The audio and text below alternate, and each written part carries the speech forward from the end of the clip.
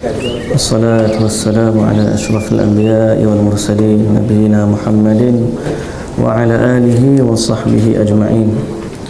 رب اشرح لي صدري ويسر لي أمري واحلل عقدة من لساني يفقه قولي. أما بعد، فإن أصدق الحديث كتاب الله وخير الهدي هدي محمد صلى الله عليه وسلم وشر الأمور محدثاتها وكل محدثة بدعة وكل بدعة ضلالة. Muslimin dan muslimat yang dirahmati Allah Subhanahu wa taala sekalian, alhamdulillah kita sekali lagi bersyukur kepada Allah Subhanahu wa taala di atas limpahan rahmat daripada Allah, dapat kita kembali dalam sesi kuliah kita berkaitan dengan kitab Talbis Iblis, iaitulah tipu daya iblis. Dan kita juga bersyukur kepada Allah Subhanahu wa taala kerana nikmat yang sedang kita kecapi ini merupakan satu nikmat yang besar yang Allah anugerahkan kepada kita. Satu nikmat yang besar yang Allah anugerahkan kepada kita. Nak berbanding tempat-tempat lain di dunia yang mana hari ini kita tahu seluruh dunia ini sedang berada dalam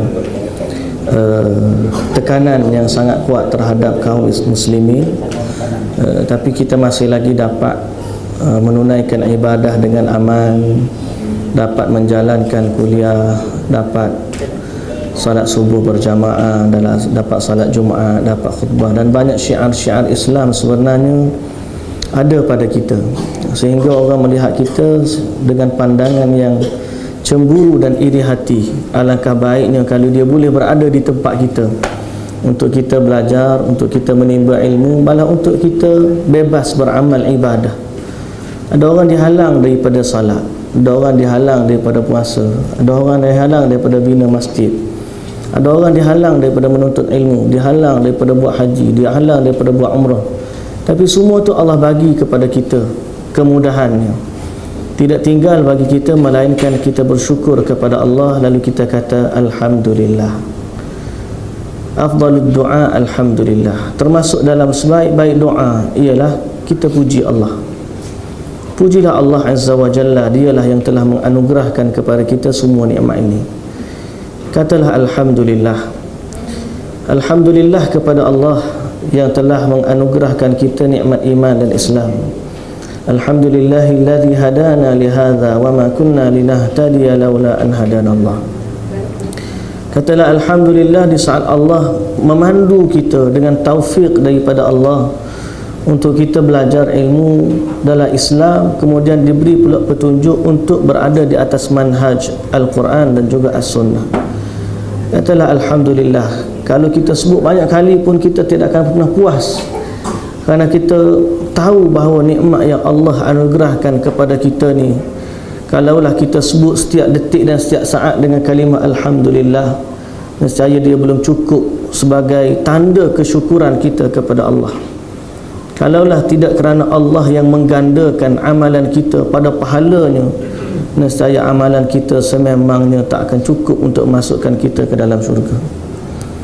Allah lah yang merahmati kita dan kita bersyukur kepada Allah Subhanahu wa taala.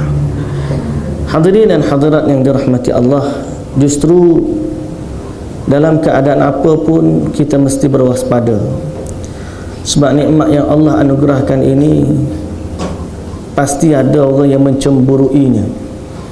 Yang paling cemburu ialah iblis. Yang paling cemburu ialah iblis, laknatullah. Qala fabima aghwaytani la'aq'udanna lahum siratakal mustaqim thumma la'atiyannahum min bayni aydihim wa min khalfihim wa an aymanihim wa an syama'ilihim wa la tajidu aktsarahum syakirin. Dengan sebab Allah dah laknat dia marah sangat kepada umat manusia. Lalu dia kata la'atiyannahum, aku akan datangi mereka, min bayni aydihim, daripada depan, daripada belakang, daripada kiri, daripada kanan, wala tajidu aktsarahum syakirin, sehingga kamu akan mendapati atau kamu tidak akan mendapati kebanyakan mereka di kalangan orang yang bersyukur. Kita ni jadilah orang yang bersyukur kepada Allah dengan memperbanyakkan amal ibadah kita. Syaitan tidak pernah rehat. Dia tak pernah rehat untuk menyesatkan manusia. Kalau kita tengok tamadun-tamadun yang ada, akhirnya runtuh disebabkan kelalaian manusia. Bila kita baca sejarah Rohingya, padahal mereka adalah kerajaan Islam. Arakan dulunya sebuah kerajaan Islam. Masuk Islam di zaman Khilafah Abbasiyah di bawah pemerintahan Khalifah Harun Ar-Rashid, yang mana kerajaan dia telah berlanjutan sampai 3 kurun setengah, 350 tahun, dan dipimpin oleh 48 raja secara bergili-gili. Tukar raja 48 raja selama 350 tahun. Tapi akhirnya dia hilang setelah kalah dalam peperangan kepada Raja Buddha yang masa itu memimpin Burma. Bila dia kalah, sampai ke hari ini dia tidak lagi boleh mengamalkan Islam dengan bebas, sejak daripada dulu sampai sekarang. Dan konflik itu telah bermula sekitar 600 tahun. Dia telah ditawan pada tahun 1740 lebih, itulah. Itu Myanmar. Akhirnya dihalang subi, dihalang daripada belajar, dihalang daripada buat masjid, dihalang daripada pergi haji, dihalang, malah mereka dihalang untuk menziarahi ibu kota Myanmar itu sendiri. Walaupun dia rakyat Myanmar, tidak diberi kerakyatan, tidak ada taraf warga negara, malah dia tidak boleh pergi ke Yangon, ibu negara Myanmar, walaupun dia duduk di Myanmar. Adalah satu kesalahan bagi dia. Kita kenapalah Allah uji. Adalah hikmah. Asa an takrahu syai'an wa huwa khairul lakum. Boleh jadi kita tak suka sesuatu, tapi dia lebih baik bagi mereka. Bagi orang-orang yang benar iman dia kepada Allah, mungkin itu adalah caranya Allah memindahkan mereka daripada kesengsaraan dunia kepada kebahagiaan akhirat. Tapi bagi orang yang mungkin tak kuat iman, ataupun mereka lalai daripada mengingati Allah, meninggalkan Islam atau tidak beramal dengan Islam, itu merupakan satu ujian dan bala Allah Azza wa Jalla. Bak Nafi juga ada juga yang tidak menjaga agamanya. Karena satu bulan Ramadan kita pergi nak bagi beras, bantuan Ramadan. Bulan Ramadan nak bagi beras, cari tempat penempatan Rohingya, gigi tengok tengah makan sirih tengah hari. Ada. Jadi kita kata orang begini patut Allah Azza wa Jalla uji mereka. Tapi kita tak kata semua. Cuma di saat kita hilang kesyukuran kepada Allah, itu yang kita bimbang. Allah Azza wa Jalla akan mendatangkan sesuatu sebagai peringatan kepada kita. Sebab itulah hadirin dan hadirat yang dirahmati Allah, waspadalah terhadap fitnah iblis. Dan itulah yang kita nak baca dalam kitab kita. Okey, hari ini kita masuk bab yang ketiga. Itulah waspada terhadap fitnah iblis dan tipu muslihatnya. Waspada terhadap fitnah iblis dan juga tipu muslihatnya. Bab yang ketiga.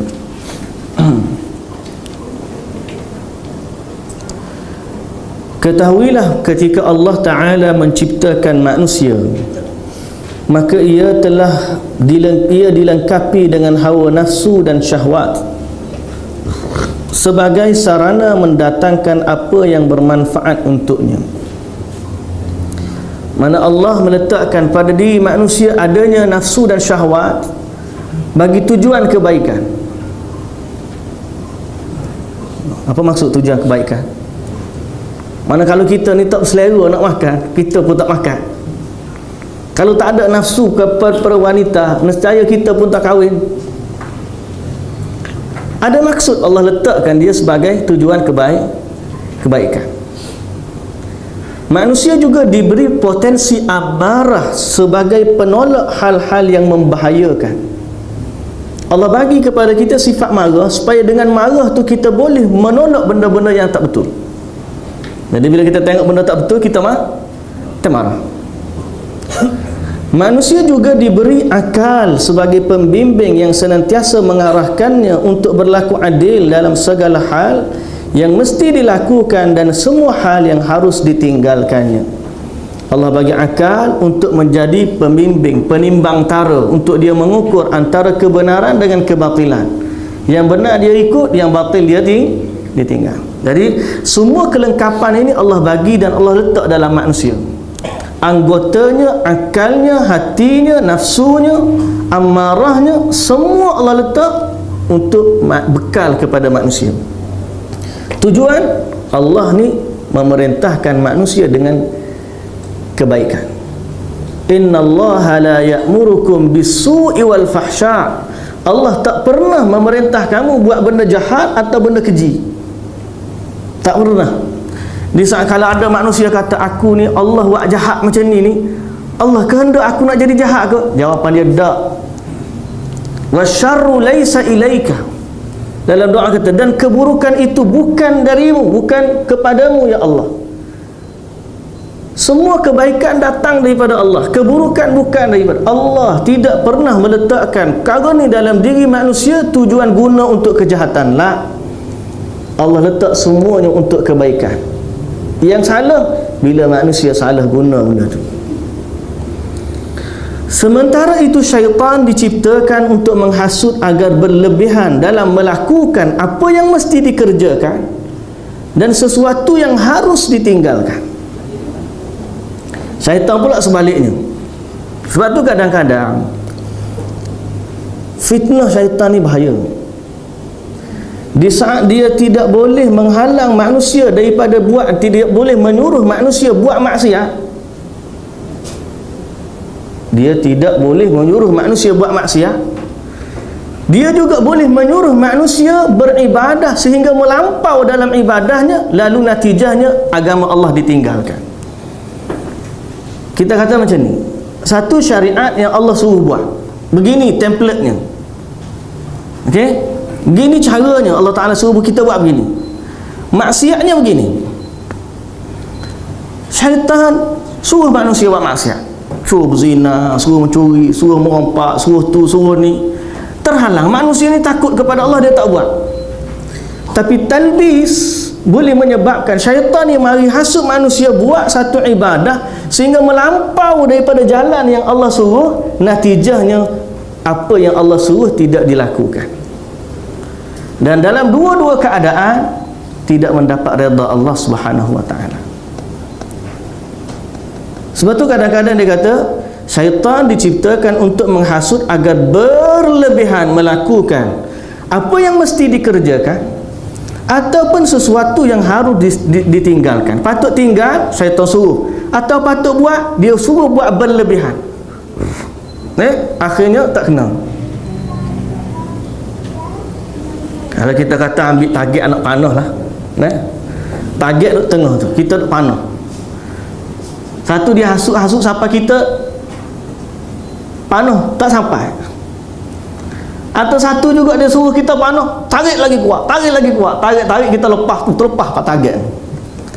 Dalam dua-dua situasi target tak kena.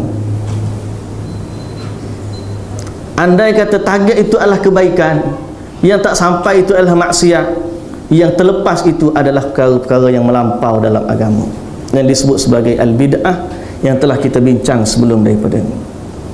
Natijahnya sama, tak ada panah yang kena target. Sama ada panah tak sampai atau panah terlepas, dia tak kisah kita tarik slow ke, kita tarik lebih ke, yang penting tak kena target. Tu je. Itulah nama dia talbis. Okey? Untuk itu wajib setiap orang yang berakal agar sentiasa waspada dalam menjaga dirinya terhadap upaya musuh utamanya yang telah menyatakan permusuhan dan menabuh gendang perang secara frontal, berdepan-depan sejak daripada Nabi Adam alaihi salam. Syaitan telah menghabiskan umurnya dan mengerahkan segenap kemampuannya untuk merosakkan umat manusia. Kita ni sebenarnya berhadapan dengan musuh yang sangat licik dan berpengalaman. Licik dan berpengalaman. Sebab apa? Dia tahu semua apa yang manusia boleh dikalahkan, dia tahu. Sebab tu kadang-kadang kita tengok tipu daya dia ni berulang, cerita yang sama je. Cuma watak dia berbeza. Zaman ni watak begini. Sebagaimana zaman Nabi Muhammad ada Abu Lahab, ada Abu Jahal, ada Hamzah bin Abdul Muttalib, ada watak-watak sahabat, watak-watak penentang. Maka zaman akhir zaman pendakwah juga akan menghadapi watak-watak yang sama. Dan pelak-pelak dia pun sama. Sebagaimana dia gunakan senjata, wanita ke, harta ke, apa semua, watak sama. Syaitan tu dia ada pengalaman lama dah, sejak daripada Nabi Adam lagi sampailah ni kerja dia tu je misi dia. Dia tak pernah hilang fokus. Nah, kerana tu yang boleh menyelamatkan kita hanyalah Allah. Yang boleh menyelamatkan kita hanyalah Allah.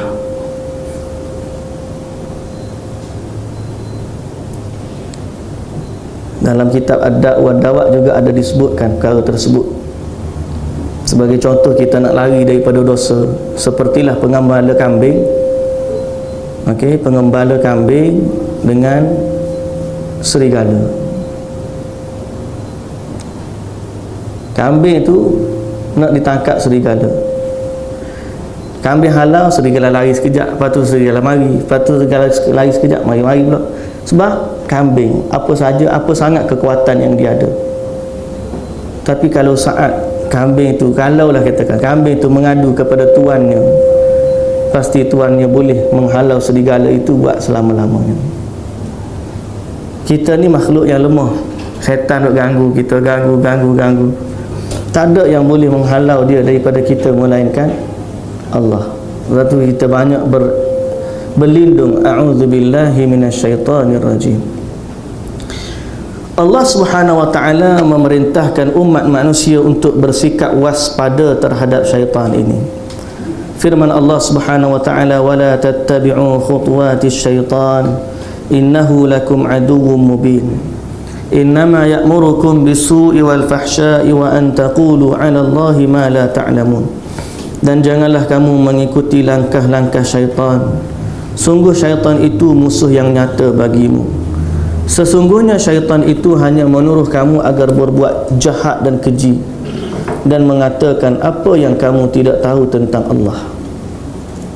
Itu hija syaitan. Dan dalam ayat Allah Subhanahu wa taala mengingatkan kita tentang musuh yang sangat-sangat berbahaya ini. Tentang musuh yang sangat berbahaya ini. Antaranya firman Allah dalam surah Al-Baqarah lagi, asy-syaitanu ya'idukumul faqra wa ya'murukum bil fahsya. Allah berfirman, sesungguhnya syaitan atau syaitan menjanjikan, menakut-nakutkan kamu dengan kemiskinan dan menyuruh kamu berbuat keji. Ayat ini datang setelah perintah Allah suruh infak. Ayat infak panjang. Masalul ladzina yunfiquna amwalahum fi sabilillahi kamathali habbatin ambatat sab'a sanabila fi kulli sumbulatin mi'atu habbah. Sejak daripada Allah Ta'ala kata perumpamaan orang yang infak harta seperti orang yang menginfakkan habbatin ambatat, satu benih keluar 7 cabang. Setiap cabang ada 100 biji. Wallahu yudha'ifu liman yasha', dan Allah gandakan pada sebanyak mana yang Allah kehendaki. Kemudian datang ayat infak, galakan untuk infak kerana Allah, jangan riak, jangan batalkan dia dengan caci atau cela kepada orang yang menerima. Kemudian Allah bagi perumpamaan orang yang ada kebun kemudian terbakar, kalau dia riak tu sedekah dia pun hancur, tak ada apa semua sekali. Kemudian Allah pesan lagi, kalau kamu nak derma infak, dermalah yang baik, jangan cari hak buruk yang kamu pun tak nak. Lama panjang ayat infak, hujung tu Allah Ta'ala kata, asy-syaitanu ya'idukumul faqra wa ya'murukum bil fahsya. Syaitan menjanjikan kamu dengan fakir. Maknanya tak payah sedekah lah, fakir nanti kamu, habis harta kamu. Kamu pun nak guna duit ni, tak apa bagi kat orang lain je. Baik kamu guna sendiri, susah payah kamu cari, tiba-tiba nak bagi pula kat orang lain. Itu kerja syaitan. Wallahu ya'idukum maghfiratan minhu wa fadla. Sedang Allah menjanjikan kamu keampunan dan kelebihan. Wallahu wasi'un alim. Mana Allah malah maha luas rahmatnya, maha luas rezeki yang dia bagi, dan Allah juga maha mengetahui. Jadi syaitan sentiasa nak mengubah kita. Itu kerja dia. Twist pikiran manusia. Di saat Allah kata kamu derma, aku ganda, syaitan kata jangan derma, kamu fakir. Jadi kita pun duk teragak-agak. Tengok dalam poket ada ni. Lepas ni nak guna. Nah, dalam banyak-banyak nok tu cari juga. Mana cari-cari, ada merah, ada hijau, ada biru. Tarik-tarik. Mula-mula niat dah, aku nak sedekah. Apa aku ambil insya-Allah jadi rezeki dia. Tarik merah, alamak sama-sama. Masuk balik. Kadang-kadang niat azam tu betul dah mula-mula. Nah, kadang-kadang malu nak, aku malu nak pilih depan orang fakir ni, malu dah. Susah. Dia niat dah, aku ni mana-mana ada ni, aku ambil je rezeki dia lah. Dia cakap konon-kononnya. Dalam niat tu pun sebenarnya harapan tu tarik hak biru. Tarik keluar hak merah, la ilaha illallah. Tarik balik, undur niat pertama tadi. Masuk balik. Cari juga. Syaitan menjanjikan kefakiran. Padahal kita tahu dah Allah janjikan apa? Keampunan dan juga kelebihan. Ada kawan saya cerita, dia berniaga, bisnes banyak. Tapi orang ambil barang tak bayar, hutang banyak. Sehingga satu tahap memang dia tak ada duit pun nak rolling modal. Hanya ada beberapa ringgit, dan dia hutang bukan sikit, ratus ribu, orang tak bayar. Lepas tu ratus ribu ataupun tak juta. Jadi dia pun tak tahu, nak rolling duit tak ada lah. Ini cerita ni, dia cerita waktu saya pergi musafir dengan dia. Dia kata gitu, sampai ke tahap dia tak tahu nak buat apa dah. Ada beberapa ringgit yang terakhir yang dia ada. Dia kata gitu dia pergi ke masjid. Dia pun pasrah lah. Ada beberapa ringgit yang terakhir tu dia masuk dalam tabung masjid. Lepas tu dia duduk, dia doa, ya Allah, aku tak ada apa dah aku boleh bagi, hak ni aku boleh bagi. Tapi di saat aku bagi ni, aku minta engkau kembalikanlah hutang-hutang aku tu. Orang memang tak nak bayar. Yang dia fikir tak ada dah, dia habis cara dah minta orang tak nak bayar. Akhirnya dia, itulah yang dia buat. Dia kata aku keluar masjid tu tak ada, kering kosong, tak ada gapo. Selang beberapa minggu orang bayar duit dia. Siapa yang menggerakkan hati manusia tu nak bayar? Padahal selama ni penuh habis cara dia minta. Allah, wa yarzuqhu min haitsu la yahtasib. Allah ni bila dia nak bagi, kita pun tak sangka dia boleh bagi. Jadi sebab tu keyakinan kepada janji Allah tu pasti. Cuma syaitan berusaha untuk memesongkan kita. Okey. Dan Allah juga kata, wa yuridu syaitanu an yudillahum dhalalan ba'ida.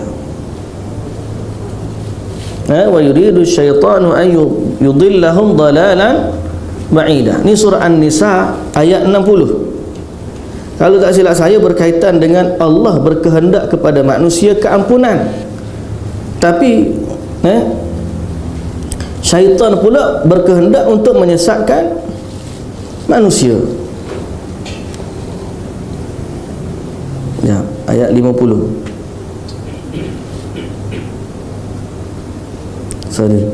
Ayat 60. Yuriduna an yatahakamu ila at-taghut wa qad umiru an yakfuru bihi wa yuridu asy-syaitanu an yudillahum dhalalan ba'ida. Ayat berkaitan dengan orang-orang munafik yang mana mereka kata mereka beriman dengan apa yang Allah turunkan, dengan apa yang diturunkan kepada kamu dan daripada diturunkan sebelum daripada kamu. Tapi mereka tetap nak berhukum kepada taghut, sedang mereka telah diperintahkan untuk kufur kepada taghut. Sebab apa? Sebab syaitan nak menyesatkan mereka dengan kesesatan yang sejauh-jauhnya. Jadi satu, jahat dia tipu dengan janji palsu. Yang kedua, Dia menyesatkan manusia dengan kesesatan yang sejauh-jauhnya. Ini kerja dia. Allah juga berfirman dalam surah Al-Ma'idah ayat 91 berkaitan dengan arak, berkaitan dengan perintah meninggalkan arak, di mana bila Allah Ta'ala kata, wahai orang-orang yang beriman, ya ayyuhallazina amanu innamal khamru wal maisir wal ansab wal azlamu rijsun min amali syaitan. Sesungguhnya arak, judi, tilik nasib, terpuja berhala adalah daripada perbuatan kotornya syaitan. Rijsun min amali syaitan adalah kotor dan keji daripada perbuatan syaitan. Fajtanibuhu la'allakum tuflihun. Jauhilah dia, mudah-mudahan kamu berjaya. Innama yuridu syaitan. Syaitan ni dia nak apa? Syaitan ni nak apa? An yuqi'a bainakumul adawah. Dia nak supaya kamu ni bermusuh-musuh. Tak kira dengan cara apa dia nak, tapi dia suka kita bermusuh. Di saat orang Islam balhu seronoklah dia. Sebab tu kadang-kadang ialah satu bab arak, judi, semua berhala, tilik nasib, semua ni membawa kepada permusuhan. Arak mabuk gaduh, judi kalah gaduh, hak menang je seronok. Tapi dalam banyak tu seorang je menang, orang lain kalah berlaku. Kemudian apa lagi? Sembah berhala. Memang puja berhala, manusia jadi hatinya keras. Kemudian berhala ni akan bergaduh dengan berhala tu, sebab dia banyak. Kemudian wal azlam, tilik nasib. Tilik nasib ataupun mendatangi tukang-tukang sihir ni. Dia kata kamu ni kena sihir. Nak tahu tak siapa sihir? Fulan bin Fulan. Kadang-kadang betul ke tidak tak tahu, tapi dia campak begitu supaya manusia bermusuh-musuhan antara mereka. Okey, yang dia nak kita bermusuh, yang dia nak kita bermusuh. Itu kerja syaitan. Wa yasuddakum an dzikrillahi wa 'anis salat, dan menghalang kamu daripada mengingati Allah dan melaksanakan salat. Dia tak bagi kamu ingat kepada Allah, dia tak bagi kamu salat. Fahal antum muntahun. Tidakkah kamu mau berhenti daripada arak? Itu kata Allah Subhanahu wa taala. Dan memang dia ni suka sangat kita bergaduh. Saya bimbang dan saya menasihati sesama kita, jagalah ukhuwah, jagalah persaudaraan. Rifqan ahlu sunnah bi ahli sunnah. Berlembutlah sama-sama ahli sunnah dengan ahli sunnah. Berhikmahlah dengan orang-orang yang jahil. Sebab sesungguhnya apa yang sedang kita nikmati ni sebenarnya, nak banding orang lain, mereka cemburu kepada nikmat kita. Yang boleh menyatukan hati manusia ni Allah betul. Tapi Allah juga menjadikan kita ke beberapa sebab untuk kita bersatu dan juga bersangka baik. Jangan sampai kita dengan sama-sama kita pun dah bergaduh dah, tak patut dan tak padan. Sedang Fir'aun pun Nabi Musa kata, Allah kata kepada Nabi Musa, faqula lahu qawlan layyinan la'allahu yatazakkaru aw yakhsha. Allah tegur ataupun Allah suruh Nabi Musa kata kepada Fir'aun perkataan yang baik, sedang Fir'aun musuh Allah, antara musuh utama. Ni kadang-kadang kita ni ada benda yang kita nak ingkar, kita mengingkari satu benda perkara yang kita berselisih pada tariqah atau cara kita mengingkarinya. Orang ni nak ingkar cara ni, orang tu nak ingkar cara tu. Setiap manusia tu ada pandangan dia masing-masing. Tapi jangan sampai maksud mengingkari tu tak sampai pun akhirnya kita dah bergaduh sama hak ni dua. Orang hak buat mungkar tu dia senang dengan mungkar dia, hak bawah ni pula susah hati. Jadi saya katakan rifqan ahlu sunnah bi ahli sunnah. Antara benda yang hilang daripada kita di akhir zaman ni adalah akhlak ataupun adab. Sebab tu syaitan ni suka benda-benda begitu. Man kana yu'minu billahi wal yawmil akhir falyaqul khairan aw liyasmut. Pentingnya kita hadam hadis ni. Siapa yang beriman dengan Allah dan hari akhirat, katalah benda baik ataupun dia diam. Sebab antara kaedah mengingkari mungkar, mestilah dia tidak membawa kepada kemungkaran yang lebih. Ni kita nak mengingkari satu benda yang kecil tapi akhirnya membawa kemudaratan yang lebih besar. Kadang-kadang tak berkaitan pun, tapi syaitan yang menipu kita sehingga akhirnya berlakulah apa yang berlaku.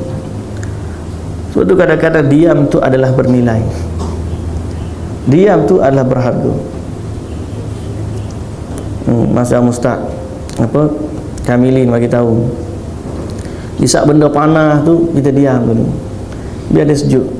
Lama-lama dia sejuk, itu sama ada kita ni umum, dalam keluarga baik, dalam hubungan adik-beradik baik, sahabat handai baik, tengah dia panas tu jangan setuh meletup.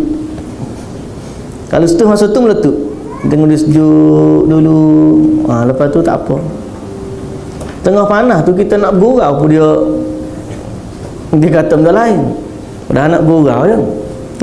Jadi dalam bab tu kena beringat, syaitan ni liciknya dia, sampai dia boleh menanamkan permusuhan di kalangan sesama orang yang alim, apatah lagi di kalangan orang jahil. Sama orang alim pun boleh, dah bukan benda biasa. Zaman Imam Muhammad dah kena, Al-Imam Al-Bukhari kena, Syekhul Islam Ibn Taymiyah pun kena, semua para ulama kena. Hatta penghulu mereka Nabi Muhammad sallallahu alaihi wasallam, siapa yang paling baik akhlaknya lebih daripada Nabi? Tak ada. Allah kata wa innaka la'ala khuluqin azim, wa innaka la'ala khuluqin azim. Allah kata ya Muhammad, sesungguhnya kamu berada di atas akhlak yang besar. Nabi Muhammad pun kena.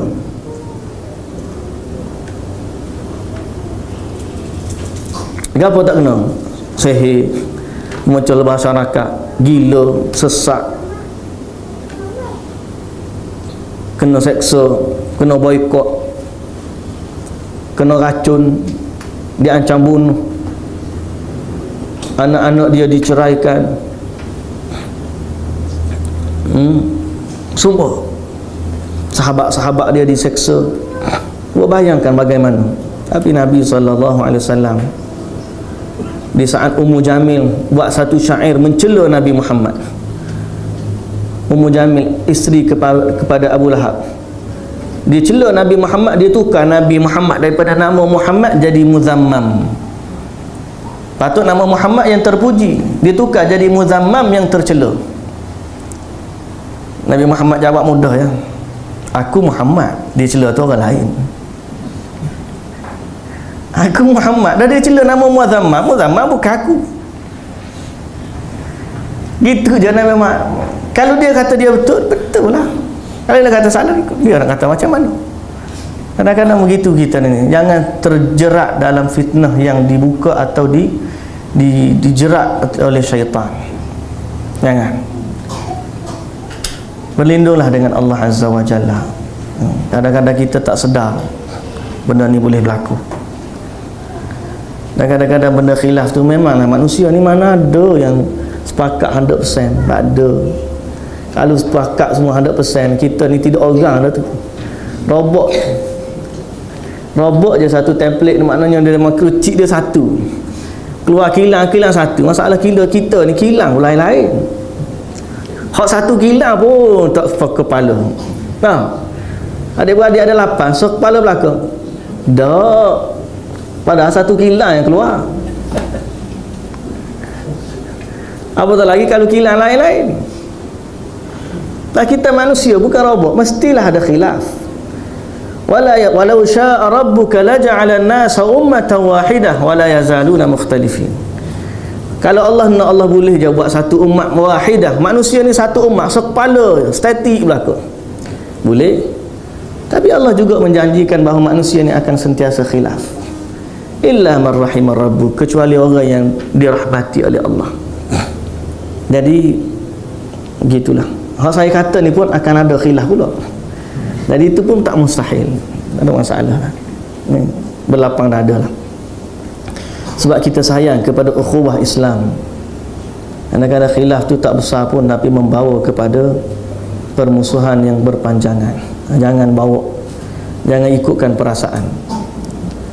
Syaitan ni antara yang dia nak tu lah, innama yuridu syaitanu an yuqi'a bainakumul adawatu wal baghdha. Dia nak kita ni saling bermusuh, saling memarahi atau benci sesama kamu. Sama ada dia gunakan metod arak atau judi ataupun menghalang manusia daripada zikrullah ataupun salat, semua tu dia boleh guna. Baik, firman Allah Azza wa Jalla lagi berkaitan dengan syaitan. Innahu aduwwun mudillum mubin. Sesungguhnya dia, yakni syaitan itu adalah musuh yang jelas menyesatkan. Musuh yang jelas menyesatkan. Surah Al-Qasas, surah Al-Qasas ayat 15. Apa yang surah ayat penuhnya? Surah Al-Qasas ayat 15. Berkaitan dengan cerita Nabi Musa. Cerita Nabi Musa yang mana dia lari daripada Fir'aun, kemudian dia masuk ke dalam bandar dalam keadaan penduduknya tak sedar. Tengok dua orang sedang bergaduh, akhirnya seorang daripada kaum dia minta tolong. Akhirnya Nabi Musa pun tolong sehingga menyebabkan dia mati. Qala hadza min amali syaitan. Lalu disebabkan dia bantu permusuhan tersebut, dia kata ni semua kerja syaitan. Dia sedar pada tu bahawa ini semua adalah kerja syaitan. Innahu aduwwun mudillum mubin. Sesungguhnya dia adalah musuh yang menyesatkan dan yang jelas menyesatkan. Lalu dia minta ampun kepada Allah. Nabi Musa minta ampun kepada Allah. Lepas daripada tu Nabi Musa kata apa? Qala rabbi inni zalamtu nafsi faghfirli. Ya Allah, aku telah menzalimi diriku, ampunkanlah aku. Lalu Allah kata faghfaralah. Allah pun ampunkan dia. Nabi Musa alaihissalam, Nabi Musa pun ada juga kesalahan, tapi dia cepat minta ampun, lalu Allah ampunkan dia. Cuma kita nak kata apa? Kalau Nabi pun tak selamat daripada tipu daya syaitan, bukan tak selamat, kita kata tak selamat secara berpanjangan dah, tapi dia sedarlah, dia insaf atau beristighfar kepada Allah Azza wa Jalla. Bagaimana pula dengan manusia biasa kita? Nabi-nabi ni maksum, memanglah dia tak ada dosa, tapi di atas sifat manusia kadang-kadang ada tersalah yang tidak menyebabkan mereka berdosa ataupun mereka beristighfar kepada Allah Azza wa Jalla. Tapi kita nak katakan bahawa inilah sifat manusia dan itulah kerja syaitan.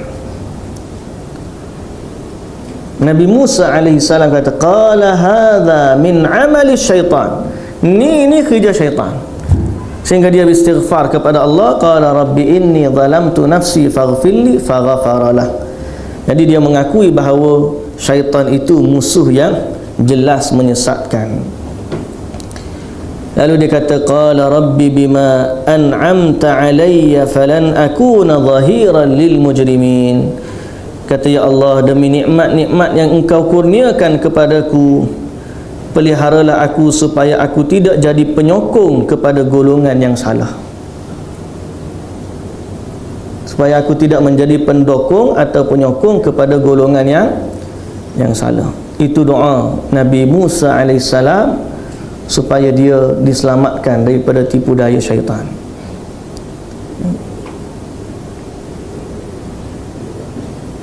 Baik, firman Allah Subhanahu wa taala dalam ayat yang seterusnya. Banyak ayat Quran ni mengingatkan kita tentang permusuhan kita dengan syaitan. Firman Allah lagi dalam surah Fatir ayat ke-6. Buka surah Fatir ayat yang ke-6.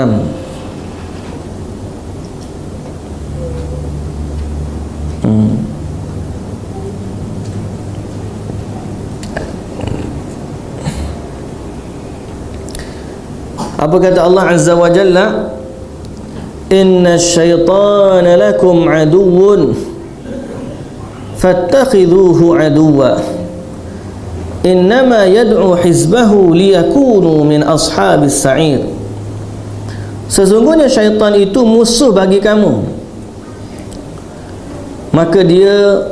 maka perlakukanlah ia sebagai musuh, kerana sesungguhnya syaitan itu hanya mengajak golongannya agar mereka menjadi penghuni neraka yang menyala-nyala.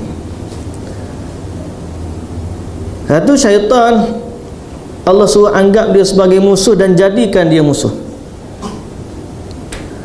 Ramai anggap dia musuh tapi hakikatnya berkawan. Syaitan musuh kita, tapi dalam masa yang sama syaitan suruh dia buat. Tak nak.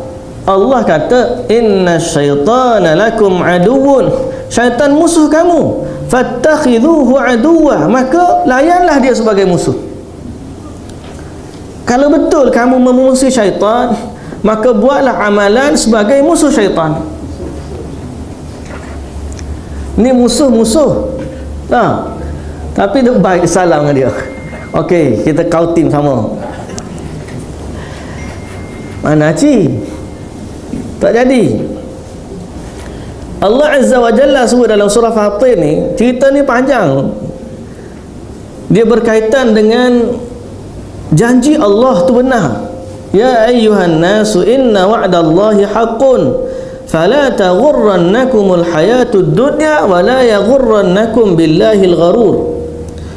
Wahai manusia, janji Allah tu benar. Jangan kamu ditipu oleh kehidupan dunia, dan janganlah kamu tertipu dengan tipuan-tipuan yang menyimpangkan kamu daripada Allah Azza wa Jalla.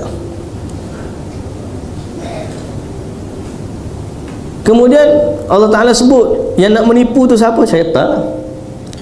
Baru dah datang ayat inna syaitana lakum aduwwun fattakhidhuhu aduwwa innama yad'u hizbahu liyakunu min ashabis sa'ir.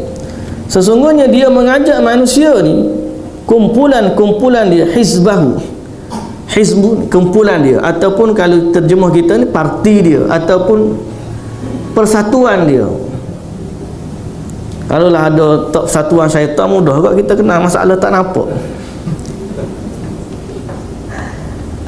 Semua benda yang ikut dia adalah persatuan dia, tak kira nama apa. Sebagaimana Islam ni tidak berhajat kepada nama. Semua benda yang menyokong Islam, maka dia adalah sebahagian daripada Islam. So kita sokong apa saja yang bersifat menegakkan agama Islam tanpa melihat kepada nama dia. Syaitan pun begitu juga. Kita benci kepada amalan syaitan walaupun dijenamakan dengan apa pun nama. Hatta kalau dinamakan dia sebagai letak nama Islamik, tapi dia bukan Islamik, kita kata ini juga tidak. Kalau dia tu guna nama Islam tapi tak mengajak kepada Islam, guna nama contoh apa dia? Sisters in Islam, bunyi nama Islam, tapi kalau dia tu dakwaan dia mengajak kepada Islam, kita terimalah. Tapi kalau dakwaan tu ataupun dakwah dia tidak mengajak kepada Islam, nah walaupun nama dia Islam, sebab dia bukan pada soal nama, dia soal hizbahu, kumpulan dia, ataupun orang yang menyertai gerakan ataupun mengajak kepada arah yang sama diajak oleh syaitan, maka kita katakan bahawa Allah kata innama yad'u hizbahu liyakunu min ashabis sa'ir. Kalau diajak kepada kebaikan, alhamdulillah. Kalau diajak kepada keburukan, kita berlepas diri daripadanya. Boleh. Jadi dia nak supaya apa? Liyakunu min ashabis sa'id, supaya mereka bersamanya di dalam neraka. Dia nak cari geng sebenarnya, tak puas hati. Dia dulu mulia, kemudian disesatkan atau dilaknat oleh Allah disebabkan Dia tak nak sujud kepada Nabi Adam. Jadi tak puas hatinya dia nak tarik sebanyak mungkin daripada anak Adam, menyertai dia di dalam neraka. Allah Azza wa Jalla kata, fala taghurrannakumul hayatud dunya wala yaghurrannakum billahil gharur. Sama juga ayat ni dengan ayat yang ada dalam surah Fatir ni. Kemudian Allah Azza wa Jalla juga kata dalam surah Yasin ayat 60. Surah Yasin selepas surah Fatir. Surah Yasin ayat 60. Wah, ni famous ni. Surah ni ingat belaka buat kita ni. Nah, cuma dalam ingat-ingat belaka tu masih lagi banyak yang tertipu. Alam a'had ilaikum ya bani Adam alla ta'budu syaitan innahu lakum aduwwun mubin. Bukankah aku telah memerintahkan kamu wahai anak cucu Adam agar kamu tidak menyembah syaitan? Sungguh syaitan itu musuh yang nyata bagi kamu. Allah kata dah, aku dah ingatkan kamu, jangan sembah syaitan. Syaitan itu musuh yang nyata bagi kamu. Tapi apakan daya, memang manusia hari ini sampai ada yang sudah terang-terangan menyembah syaitan. Ada yang pesta hantu, keluar hantu, arak hantu, puja dan sebagainya. Ada buat muzik, lagu rock, black metal, puja syaitan dan sebagainya. Terang-terangan sembah syaitan. Kalau tu lagi dahsyat. Hak yang kita bimbang ni yang tak nampak, talbis. Nampak macam betul tapi sebenarnya tidak. Nampak macam betul, kadang-kadang datang dalam bentuk pakaian, mungkin jubah, mungkin serban, tapi gak Masya Allah syaitan. Golongan Syiah kalau kita tengok pakai jubah serban besar, tapi Masya Allah syaitan.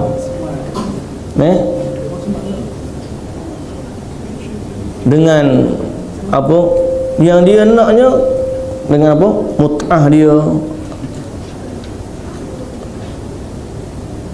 pakai jubah molek, tapi pokok-pokok ni lah kadang-kadang sampai mut'ah dengan kanak-kanak dan sebagainya. Kita katakan syaitan menyesatkan manusia.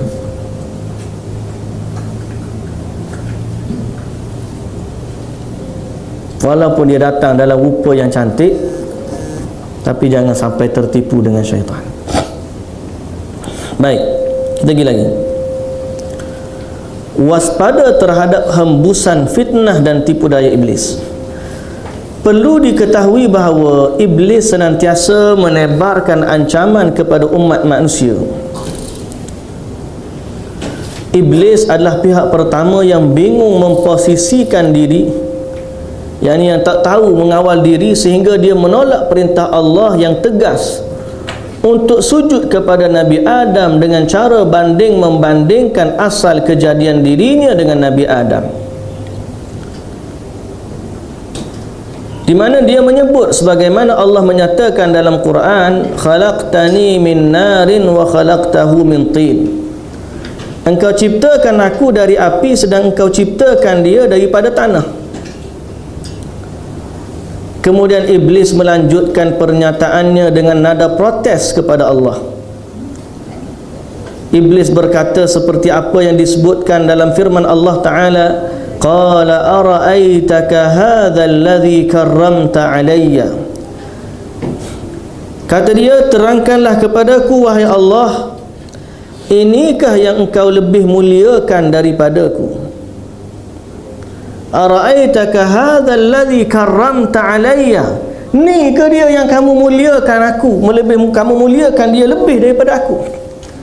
Dia bangga dengan kejadian diri dia sampai dia dengki kepada Nabi Adam. Lebih berat lagi dia sampai memprotes Allah Azza wa Jalla. Maksudnya, tunjukkan kepadaku kenapa engkau muliakan Adam lebih daripadaku. Maksud tersembunyi di sebalik protes iblis ini ialah dia menganggap keputusan Allah itu tidak bijaksana.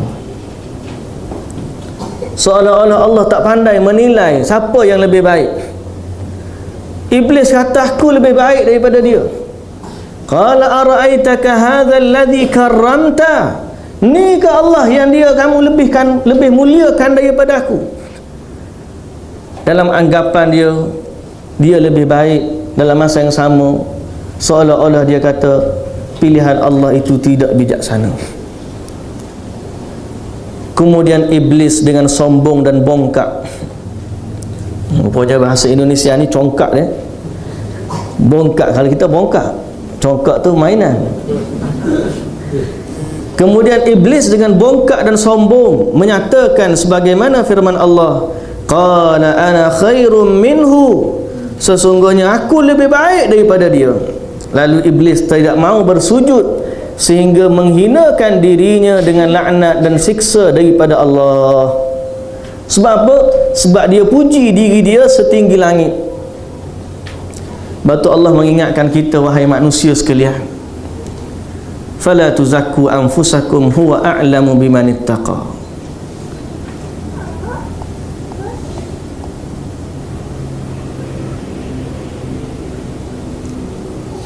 Allah Ta'ala kata dalam surah An-Najm ayat 27,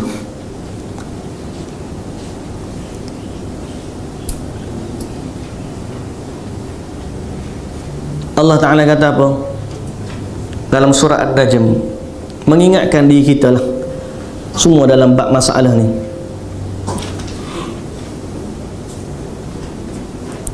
Allah Ta'ala kata bermula daripada ayat 31 surah An-Najm sampai ayat 32. Kalau boleh tuan-tuan perhatikan ayat ni dan fahami makna dia. Walillahi ma fis samawati wa ma fil ard liyajziyal ladzina asa'u bima 'amilu wa yajziyal ladzina ahsanu bil husna. Bagi Allah apa yang di langit dan apa yang di bumi. Surah An-Najm ayat 31. Bagi Allah apa yang ada di langit dan di bumi, dan Allah akan membalas orang yang berbuat jahat dengan apa yang mereka lakukan, dan Allah mengganjari orang yang berbuat baik dengan kebaikan ataupun syurga dengan sebaik-baik balasan. Kemudian Allah Ta'ala kata orang yang berbuat baik itu apa? Allazina yajtanibuna kaba'iral ithmi wal fawahisha illa lamam. Orang-orang yang menjauhi perbuatan dosa-dosa besar dan perbuatan dosa-dosa keji, kecuali salah silap yang kecil yang terlanjur mereka lakukan. Illa lamam, kecuali yang tersalah tu normal. Inna rabbaka wasi'ul maghfirah, Tuhan kamu tu sesungguhnya maha luas keampunannya. Huwa a'lamu bikum, dia lebih kenal kamu. Allah lebih tahu tentang kamu. Idh ansha'akum minal ard, di saat Allah ciptakan kamu daripada tanah. Wa idh antum ajinnatum fi butuni ummahatikum, dan ketika mana kamu masih lagi janin dalam perut ibu kamu, Allah kenal kamu. Fala tuzakku anfusakum, jangan kamu angkat dirimu sendiri. Jangan kamu angkat diri kamu sendiri, puji diri kamu, aku orang yang suci, aku orang yang bersih, aku orang yang baik, aku tak. Fala tuzakku anfusakum. Recommendation ni kita tak buat sendiri surat, kena minta dengan orang. Tuan-tuan pernah ngaji minta recommendation? Pernah? Minta kerja pernah recommendation? Pernah? Minta dengan orang kau, kita tulis diri. Kalau tulis diri orang terima tak? Saya dengan ini mengesahkan bahawa fulan bin fulan adalah seorang yang baik, rajin, bekerja, gini. Mohon segala dipertimbangkan permohonannya. Tanda tangan, nama sama dengan hak minta. Surat recommendation. Layak atau tak layak? Tak layak.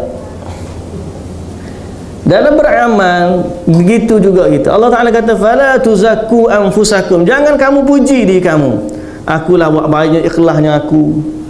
Nah, orang yang paling soleh akulah dia. Orang tu aku belaka. Fala tuzakku anfusakum, jangan. Bimbang pun jadi macam syaitan. Sebab dia puji diri dia tinggi sehingga dia rasa Nabi Adam tu rendah pada dia. Allah Ta'ala kata huwa a'lamu bimanittaqa. Allah lebih tahu siapa yang lebih bertakwa.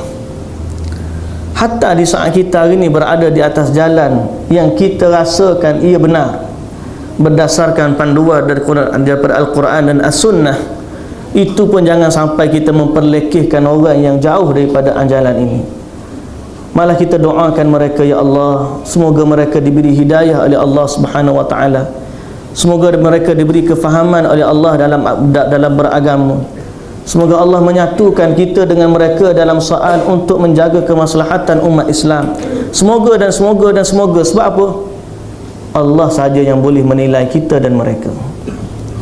Boleh jadi apa yang kita buat baik dah, tapi disebabkan ada sesuatu yang merosakkan dia, kita tak sedar, maka Allah menghilangkan semua amalan tersebut.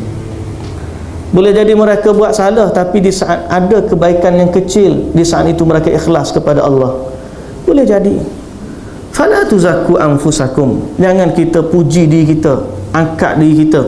Dialah yang lebih tahu tentang siapa yang lebih bertakwa.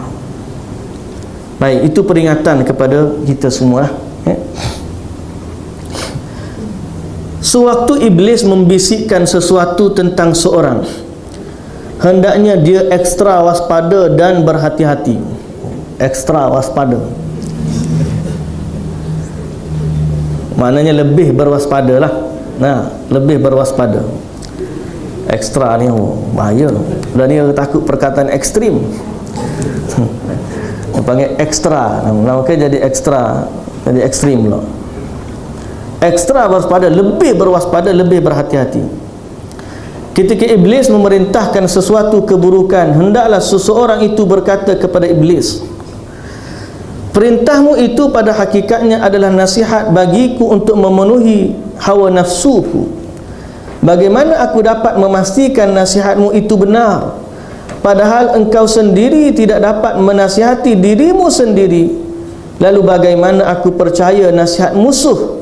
Pergilah jauh dariku, kerana engkau tidak akan menemukan celah untuk memperdayakanku. Kena kata begitu.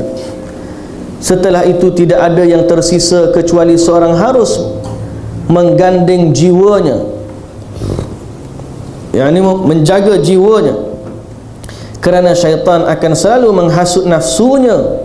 Kemudian hendaklah seseorang menggunakan akal sihatnya untuk mengingat akibat dosa dengan harapan semoga Allah menebalkan tekadnya sehingga dia dapat mematahkan gelombang serangan tentera hawa nafsunya. Diriwayatkan dari Iyad bin Himar, dia berkata bahawa Rasulullah sallallahu alaihi wasallam bersabda, ya ayyuhan nas, inna Allah ta'ala amarani an u'allimakum ma jahiltum mimma 'allamani fi yawmi hadha. Inna kulla malin nahaltuhu 'abdi halalun wa inni khalaqtu 'ibadi hunafa'a kulluhum fa'atathum asy-syaitan fajtalathum 'an dinihim wa amartuhum alla yushriku bima lam unazzil bihi sultana wa inna Allah ta'ala nazara ila ahli al-ard famaqtuhum arabuhum wa ajamahum famaqatahum arabahum wa ajamahum illa baqaya min ahli al-kitab. Hadis riwayat Imam Muslim. Sesungguhnya kata Nabi sallallahu alaihi wasallam, wahai manusia, sesungguhnya Allah memerintahkan kepadaku untuk mengajarkan sesuatu yang tidak kalian ketahui, yang aku ketahui pada hari ini. Allah firman, sesungguhnya harta benda yang aku berikan kepada hamba-Ku adalah halal baginya. Aku menciptakan hamba-hamba-Ku dalam keadaan suci, lalu syaitan mendatangi mereka dan menjauhkan mereka dari agama. Ini syahid dia dalam hadis ni. Nak kata Allah dah buat kita suci, tapi yang menjadikan manusia itu melencong ialah syaitan. Aku memerintahkan mereka untuk tidak mempersekutukan Allah dengan sesuatu, yang mana aku tidak menurunkan alasan untuk itu. Sesungguhnya Allah melihat penduduk bumi dan mengutuk mereka semua. baik dari kalangan orang Arab ataupun non-Arab, kecuali beberapa orang sahaja dari kalangan ahlul kitab. Berarti Allah Azza wa Jalla mengingatkan kita bahawa Dia cipta kita sebagai suci dengan fitrahnya, kemudian datang syaitan memesongkan manusia, dan Allah juga menghalang manusia daripada mensyirikkan Allah dengan sesuatu, sehingga apabila manusia ramai, apabila Allah melihat kepada penduduk bumi ramai yang sebenarnya terlibat, lalu Allah murka kepada mereka, kecuali beberapa orang daripada, atau beberapa orang saja dari kalangan ahli kitab, orang yang berpegang dengan firman-firman Allah yang sebenar. Baik, diriwayatkan dari Jabir bin Abdullah radhiyallahu anhu, dia berkata, Rasulullah sallallahu alaihi wasallam bersabda, hadis riwayat Imam Muslim, inna iblis yada'u 'arsyahu 'alal ma' thumma yab'athu sarayahu fa'arnahum minhu manzilatan a'zamuhum fitnah yaji'u ahaduhum fayaqulu fa'altu kadha wa kadha fayaqulu ma sana'ta syai'an thumma yaji'u ahaduhum fayaqulu ma taraktuhu hatta farraqtu bainahu wa baina imra'atihi qala fayudnihi minhu aw qala fayaltazimuhu wa yaqulu ni'ma anta. Iblis dia letak singgasana di atas air. Hadis ni, dia ada singgasana, kerajaan iblis ni ada singgasananya di atas air. Kita nak nampak ke tak nampak? Tak nampaklah jawapan dia. Innahu yarakum huwa wa qabiluhu min haitsu la tarawnahu. Kamu tak nampak dia, sebaliknya dia nampak kamu. Jadi bila dia duduk atas singgasana, dia hantar tentera-tentera dia. Tentera yang paling dekat dengan dia adalah tentera yang paling besar fitnah dia. Maknanya tentera ni ada pangkat jugalah, tentera iblis ni. Ada pangkat prebet, ada pangkat sarjan, ada pangkat jeneral, ada paling dekat dengan iblis. Lagi tinggi pangkat, lagi dekat dengan iblis, lagi besar mudarat dia. Waktu kita kalau kata orang ngaji-ngaji ni, hak pakak besar lah mari ni. Hak bisa tipu daya, dia licik. Ahli maksiat tu dia pakai atas, dia kata buat lagi gitu ya.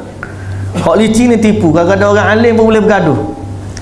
Kadang-kadang dia nak belajar dah taubat, dalam taubat tu tergelincir lagi. Dulu dia nak main band music rock. Waktu tu dia nak taubat. Lah ni taubat dah tapi main rock lagi tu.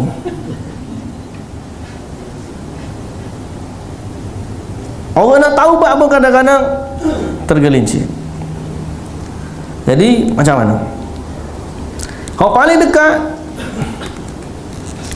ni, kalau dia tahu dia main rock tu dia salah tak apa. Sekarang ni dia main tu niat ibadat pula. Tu jadi masalah. Dakwah pula dia tu. Itu kita bimbang. Kalau dalam keadaan dia tahu benda tu salah, atau dia tahu cuma dia kata tak boleh nak tinggal lagi, itu lain cerita. Tapi jangan sampai benda yang mungkar dianggap ibadah. Okey, jangan sampai benda yang mungkar dianggap ibadah. Siapa nak isap rokok, isap lah, tapi dia kena tahu benda tu haram. Jangan sampai dia kata rokok tu wajib isap pula. Susah.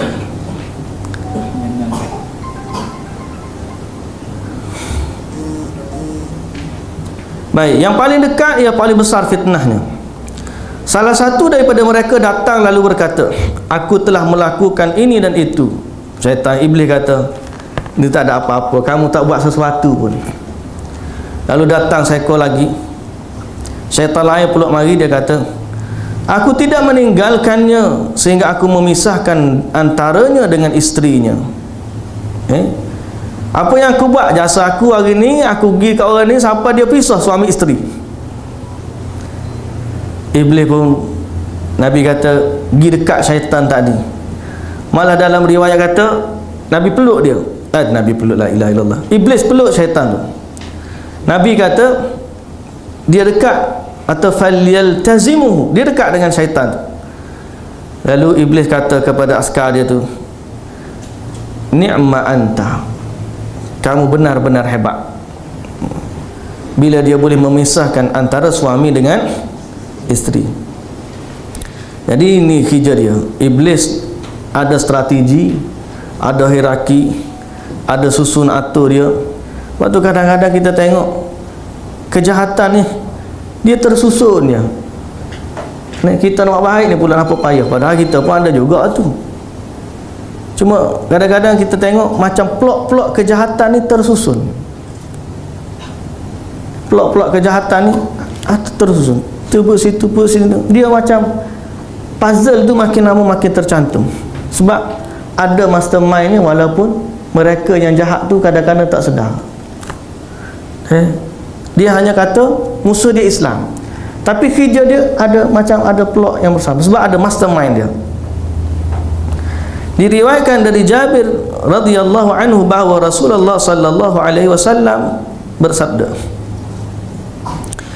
"Inna iblis qad ya'isa an ya'budahul musallun walakin fit tahrish bainahum." Hadis riwayat Imam Muslim. Sesungguhnya iblis telah putus asa dan merasa gagal untuk mengajak manusia yang salat untuk menyembahnya. Namun kini dia berusaha menimbulkan benih-benih permusuhan di antara mereka. Ini kita sebut tadi. Iblis nak suruh ahli salat ni sembah syaitan, tak mampu dah. Jauh lagi. Maknanya agak syibih mustahil.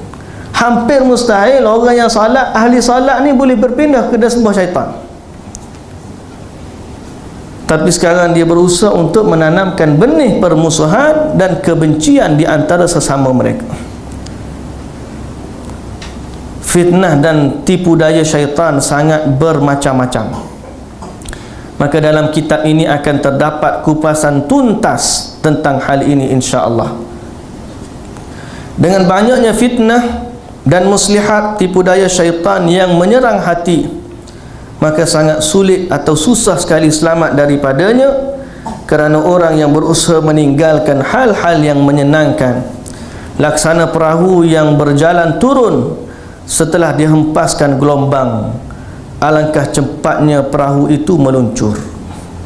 Okey, orang yang berusaha meninggalkan hal-hal yang menyenangkan, laksana perahu yang berjalan turun setelah dihempaskan gelombang, alangkah cepatnya perahu itu meluncur. Maknanya payahnya nak meninggalkan tipu daya ni. Sebab yang dia tipu tu nampak semuanya indah-indah belaka. Nampak macam indah-indah belaka, sehingga manusia suka dan manusia berjuang untuk melakukan apa yang mereka lakukan. Semoga Allah memandu kita dan menyelamatkan kita. Hadirin dan hadirat yang dirahmati Allah Subhanahu wa taala, masih lagi berkaitan dengan tipu daya syaitan. Kita pergi lagi ke sebelah, kita habis kan? Insya-Allah. Diriwayatkan dari Aisyah radhiyallahu anha, isteri Rasulullah sallallahu alaihi wasallam, dia mengatakan, anna Rasulullah sallallahu alaihi wasallam kharaja min indiha laylan faghirtu alaihi faja'a fara'a ma asna'u faqala ma laki ya Aisyah aghirti faqultu wa ma li la yugharu mithli ala mithlika faqala Rasulullah sallallahu alaihi wasallam aqad ja'aki syaitan. Qalat ya Rasulullah awa ma'i syaitan? Qala na'am. Qultu wa ma'a kulli insan? Qala na'am. Qultu wa ma'aka ya Rasulullah? Qala na'am. Walakin Rabbi a'anani alaihi hatta aslama.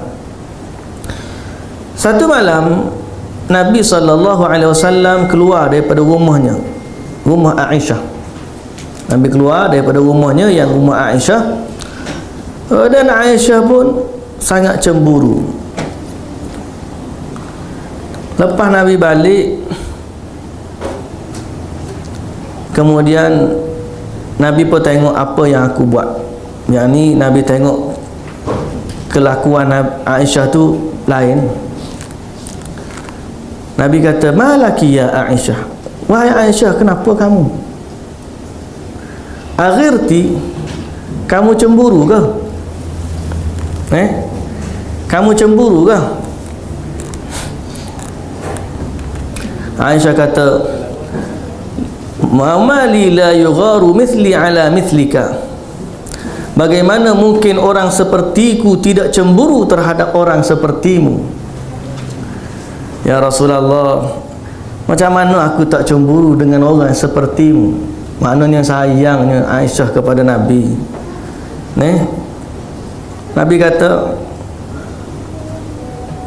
"Aqad ja'aki syaitanuki?" Apakah syaitanmu telah mendatangimu? Kalau suami kata gitu ke isteri hari ni, rasa lain cerita dia. Awak ni syaitan mari dah kan ni? Nabi tanya Aisyah, kamu ni syaitan, kamu ni dah datang ke? Tapi pastinya dengan ayat yang lembut lah. Cuma bahasa tu kalau kita dengar tu mungkin kita kata kerah. Cuma Nabi dalam ayat mengajar kan.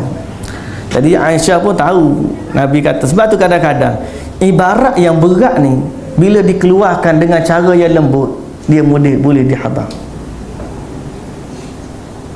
Kadang-kadang ibarat tu berat. Ibarat tu kita nak kata orang tak betul. Mungkin ayat tu teruk, tapi di saat kita lembutkan dia dengan adab dan akhlak, message tu insya-Allah sampai dan orang boleh hadam. Namun sebaliknya, kadang-kadang ibarat tu ringan, kalau disampaikan dengan cara yang tak betul, dia boleh membawa kebinasaan yang lebih.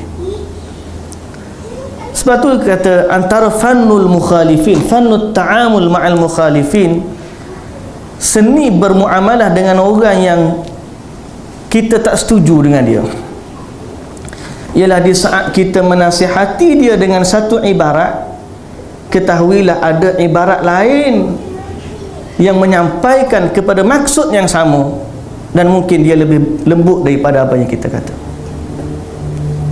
Contohlah kita kata, jangan buang sampah merata-rata. Ataupun dia katakan satu, mohon buang sampah dalam tong sampah. Ayat tu sama je sebenarnya, maksud dua tu nak suruh jangan buang sampah ataupun buanglah dalam tong. Tapi satu dia kata ayat larangan negatif, jangan buat begini. Hak ni ayat ngajak, mohon agar sampah dibuang pada tempatnya. Hak mana lebih ringan pada pendengaran kita? Ayat nombor 2. Sebab ayat tu ayat yang memandu, ayat yang tidak marah, ayat yang menunjukkan kebaikan. Ayat jangan buang sampah merata-rata tu nanti je sama je kan, nak suruh buang rata sampah je. Tapi ayat tu agak tegas. Kita kata tak salah kalau dalam soal tu. Sama juga kadang-kadang kita nak kata orang sesat dengan nak kata nak suruh buat sunnah, nanti dia sama je. Di sebalik kita kata awak tak betul, kita ajarkan kepada dia inilah yang betul, tanpa kita sebut tak betul lagi. Kadang-kadang natijah akan sampai sama. Batu ibarat ni kena pilih. Ibarat yang nak keluar daripada mulut kita ni, kita pilih, saring dia, tapis. Apa benda yang aku perlu cakap, apa benda yang aku tak perlu cakap. Hatta kalau perlu cakap benda yang berat, lembutkan dia dengan cara yang lain. Nabi SAW bila tanya Aisyah, aqad ja'aki syaitanuki, kamu ni syaitan kamu dah datang. Kalau kena kat kita, lambu habis pinggan masuk makut. Tapi yang cakap tu Rasulullah, lembut dia kita tak tahulah macam mana. Sehingga Aisyah kata, ya Rasulullah, awama'i syaitan? Ya Rasulullah, apakah ada syaitan bersama aku? Aisyah kata, Nabi kata, na'am, ya. Aisyah kata, sudah. Aku seorang, kau orang lain juga. Wa ma'a kulli insan, ada setiap manusia syaitan. Nabi kata, na'am. Dan bersama kamu Rasulullah ada syaitan. Nabi kata, na'am. melainkan Allah membantuku dengan atau membantuku ke atasnya sehingga syaitan itu masuk Islam. Tengok, setiap manusia ada qarin, ini disebut sebagai pendamping. Sebab tu dia berusaha siang malam. Kita ni makan madalah, kita nak minta lah dengan Allah, isti'azah lah sepanjang waktu. A'udzu bikalimatillahi tammati min syarri ma khalaq. Pagi-pagi kita minta berlindung. Kita lindungi anak-anak kita. U'idzuka bikalimatillahi tammah min kulli syaitanin wa hamma wa min kulli ainin lamah. Kita selamatkan diri kita daripada gangguan-gangguan syaitan dengan zikir, baca bismillah dan sebagainya. Kita dah sebut sebelum daripada ni, syaitan ni berusaha mendampingi manusia semampu mungkin, dan yang boleh menghalang kita daripadanya ialah zikrullah, sunnah Rasulullah. Nak masuk rumah, syaitan tunggu pintu. Hak tidak qari pun, hak qari tu lain lah. Hak tidak qari pun duk nunggu pintu. Nah, kalau kita nampak tu memang taubat tak masuk rumah tu. Kalau dia baca bismillahi walajna wa bismillahi kharajna wa ala rabbina tawakkalna, dia baca doa masuk rumah, dia bagi salam, assalamualaikum warahmatullahi. Syaitan kata hari ni tak ada tempat tinggal kita. Tapi kalau tak baca, seronok dia, free. Bila nak makan, mari pula nak makan dekat dengan kita. Sebelah tu mari tunggu dia. Tengah nak makan tu mari. Kita baca bismillah, alamak tak jadi. Kalau tak baca, dia mari duduk sekali.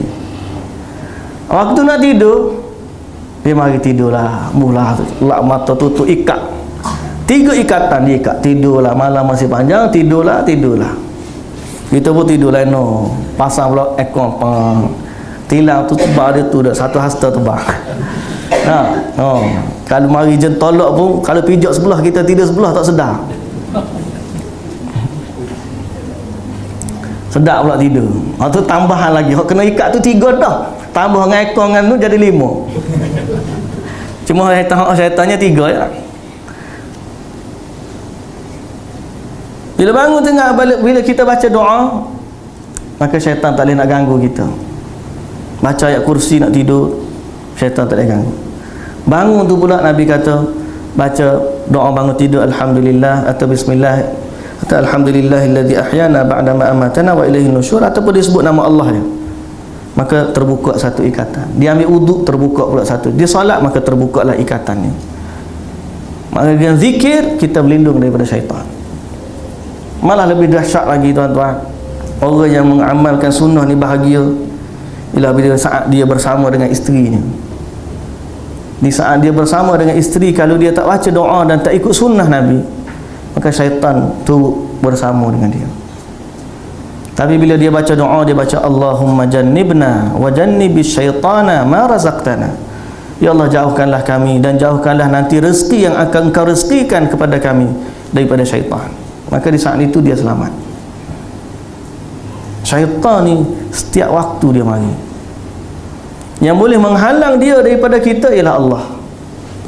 Batu zikirlah, banyakkan zikir. Setiap manusia ada belaka, dia mari belaka, tak kira siapa. Hatta Rasulullah kata, ya pada Rasulullah pun ada, Aisyah ada, sahabat lain pun ada, akhir zaman pun ada, semua ada. Hatta Rasulullah. Cuba bayangkan Rasulullah ni Allah bantu dia sehingga yang qarin dia tu, Nabi kata hatta aslama, dia masuk Islam.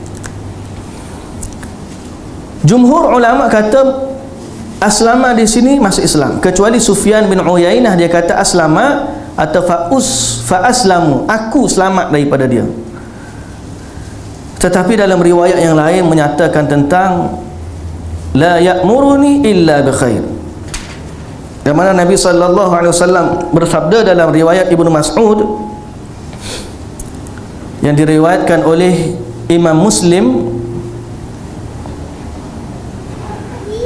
Nabi kata, ma minkum min ahadin illa wa qad wukkila bihi qarinuhu minal jin wa qarinuhu minal malaikah.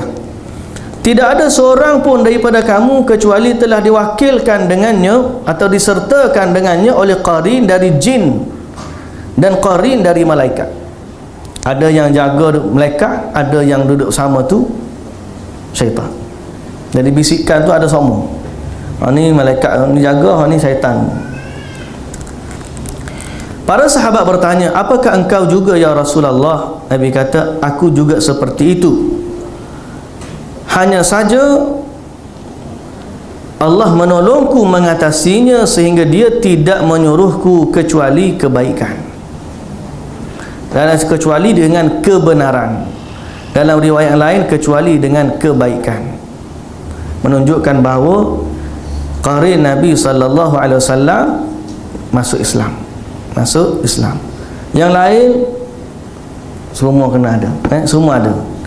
Malah dalam dia mengalir dalam tubuh manusia seiring aliran darahnya.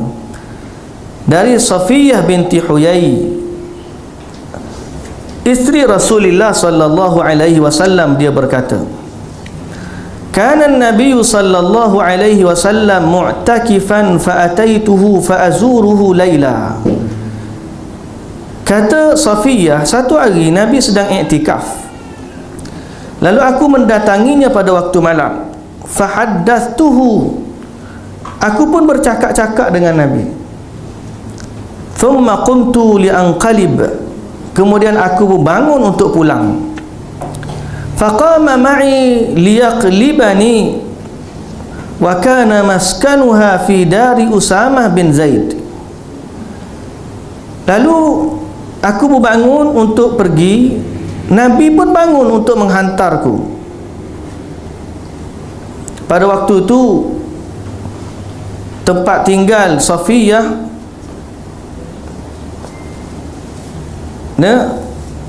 di Dar Usamah bin Zaid, dekat dengan rumah Usamah bin Zaid. Famarra rajulani minal ansar, tiba-tiba waktu Nabi berjalan dengan Safiyah, maka bila Nabi duduk dengan Safiyah, Nabi bangun, Safiyah bangun, datanglah pada masa itu dua orang lelaki daripada Ansar. Bila dua orang itu melihat Rasulullah dengan seorang wanita yang dia tak kenal, tapi nampak Nabi dengan wanita, tengok ada ustaz jalan dengan perempuan. Sudah dia tak kenal, ustaz jalan dengan perempuan. Contohnya lah. Kalau kenal tu tak apa, ni tak kenal. Jadi dua-dua tu cepat mempercepatkan langkahnya. Bila dua orang tu jalan cepat, Nabi pun terus panggil. Nabi kata, ala rislikuma, tunggu sebentar. Innaha Safiyah bintu Huyai, sesungguhnya dia adalah Safiyah binti Huyai, maknanya isteriku Safiyah. Dua orang tu berkata, subhanallah ya Rasulullah. Dia kata, subhanallah ya Rasulullah. Itu kata Nabi SAW. Itu kata mereka di saat Nabi kata begitu, menunjukkan bahawa dia terkejut. Dua orang tu terkejut bila Nabi kata dia adalah Safiyah. Lalu Nabi SAW kata, inna syaitana yajri minal insani majrad dam, sesungguhnya syaitan berjalan atau mengalir di dalam tubuh manusia seiring dengan perjalanan darahnya, atau berjalan di dalam darahnya. Wa inni khasyitu an yaqdhifa fi qulubikuma syarra, dan aku takut sekiranya syaitan meletakkan keburukan di dalam hati kalian. Dan kadang-kadang orang kena sihir, syaitan tu duduk dalam tubuh dia. Sebab Nabi kata memang gitu. Tekan sini dia lari bawah, tekan bawah dia lari atas. Kalau orang kadang-kadang buat rawatan baru ni kan kita mana kita pun tak sedar dia duduk dalam tubuh. Kadang-kadang lepas baca ruqyah baru sedar ada rupanya. Kadang-kadang saya sembang dengan peruqyah di Indonesia ni banyak, kadang-kadang pergi ruqyah berkelompok, 2-3 orang pergi ruqyah. Sebab kadang-kadang dia pegang kepala lari kaki, pegang kaki lari ke tangan. Bila dia ramai, seorang pegang sana, pergi tutup sana, tutup habis jalan dia, lagi cepat dia keluar. Bila ramai. Dan bila ramai baca, dia lagi kuat dia punya ruqyah tu. Jadi Nabi SAW kata memang syaitan ni berjalan dalam diri anak Adam pada perjalanan darahnya. Dia dalam. Al-Khattabi berkata, hadis ini menunjukkan anjuran bagi setiap orang untuk menghindari hal-hal yang boleh menyebabkan orang lain berprasangka buruk kepadanya dan memperlihatkan sikap yang dinilai dapat membebaskannya dari kecurigaan. Jadi boleh kita menerangkan kepada orang sesuatu supaya tidak timbul syak wasangka. Kita tu bagi tahu apa yang kita buat, ataupun kita mengelakkan orang daripada syak wasangka. Kadang-kadang bukan kerana kita nak menunjuk, bukan kerana nak bagi tahu apa yang kita buat, tapi kadang-kadang manusia ni bila tak tengok apa yang kita buat, dia banyak syak wasangka dan menyebabkan fitnah tu berlaku. Jadi dibolehkan untuk menerangkan sesuatu yang boleh menghilangkan prasangka buruk. Imam Asy-Syafi'i berkaitan dengan hadis ini berkata, Rasulullah sallallahu alaihi wasallam khawatir syaitan menjatuhkan sesuatu di dalam hati keduanya sehingga menyebabkan keduanya kafir.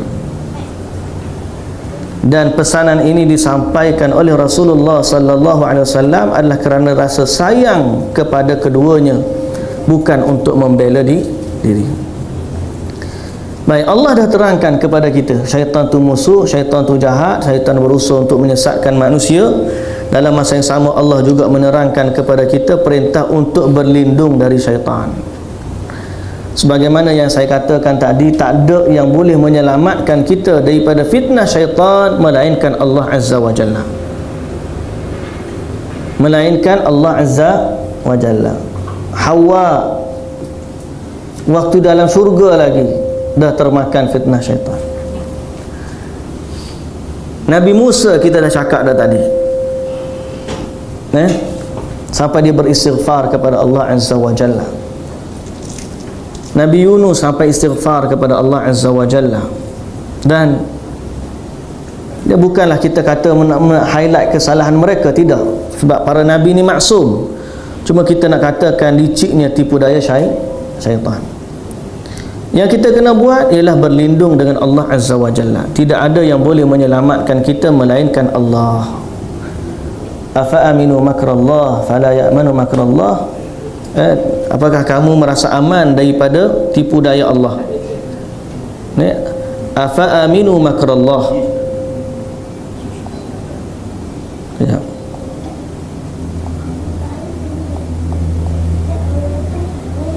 Surah Al-A'raf ayat 99. Afa aminu makrallah fala ya'manu makrallahi illa al-qaumul khasirun.